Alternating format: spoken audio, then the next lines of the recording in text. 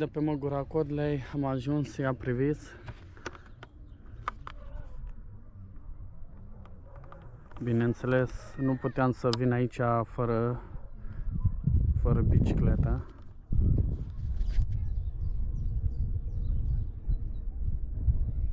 Așa. E 2:17 minute să ne pregătim de plecare.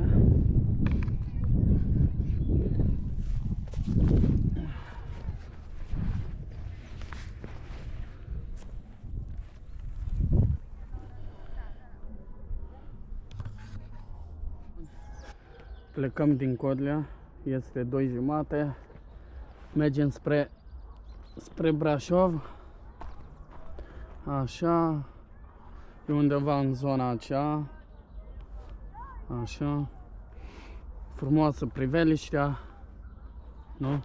Bineînțeles, am venit cu jucăria mea, altfel nu se putea, așa. Și cred că sunt mai mult de 13 grade, cred că sunt vreo 14 grade. E foarte cald afară și frumos, bineînțeles. Da, băi.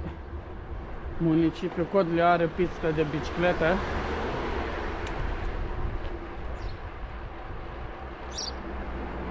Oh. Și dintr-o dată se termină.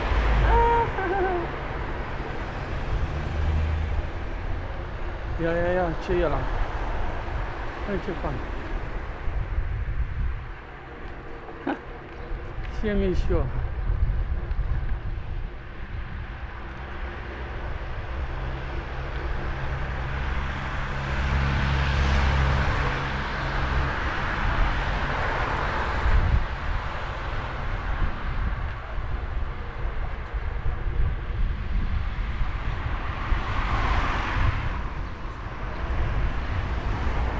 Codlea.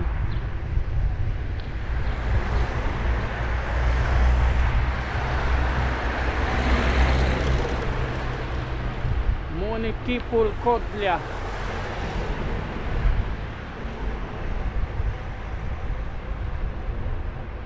Wow.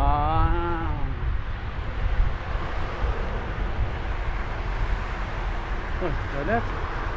Așa se fac parcările. Parcările într-o parte, linia de biciclete, pista de biciclete în cealaltă.